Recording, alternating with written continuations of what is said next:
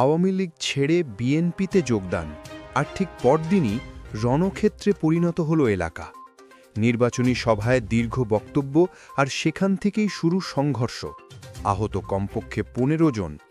ফরিদপুরের ভাঙায় আসলে কি ঘটেছিল, চলুন বিস্তারিত জানি।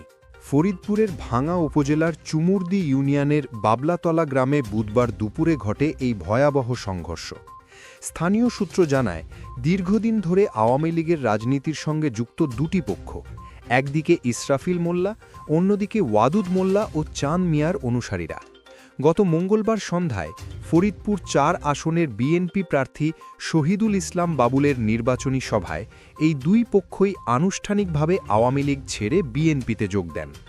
সভায় বক্তব্য রাখতে গিয়ে ইসরাফিল মোল্লা দীর্ঘ সময় ধরে কথা বলেন। ঠিক তখনই ওয়াদুদ মোল্লার সমর্থক শান্ত নামে এক যুবক পেছন থেকে কটাক্ষ করেন। মুহূর্তেই উত্তেজনা, হাতাহাতি। যদিও উপস্থিত নেতারা তখন পরিস্থিতি সাময়িকভাবে শান্ত করেন, কিন্তু সেই ক্ষোভই পরদিন বুধবার সকালে ভয়াবহ সংঘর্ষে রূপ নেয়। দুই পক্ষ দেশীয় অস্ত্র নিয়ে মুখোমুখি সংঘর্ষে জড়িয়ে পড়ে। এতে নারীসহ অন্তত 15 জন আহত হন। গুরুতর আহত কয়েকজনকে ভাঙা উপজেলা স্বাস্থ্য কমপ্লেক্সে ভর্তি করা হয়েছে। আহত জাকারিয়া মোল্লা অভিযোগ করে বলেন, আমাদের একা পেয়ে কুপিয়েছে, বাড়িঘর ভাঙচুর ও লুটপাট করেছে। অন্যদিকে অভিযুক্ত পক্ষের চাঁদ মিয়া দাবি করেন, ছোট ঘটনাকে বড় করে মিথ্যা অভিযোগ দেওয়া হচ্ছে।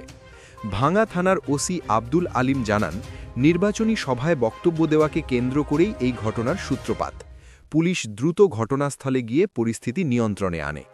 এখনও পর্যন্ত কেউ লিখিত অভিযোগ না দিলেও তদন্ত চলছে। নির্বাচনের মাঠে দলবদল, আর তার পরদিনই রক্তক্ষয়ী সংঘর্ষ।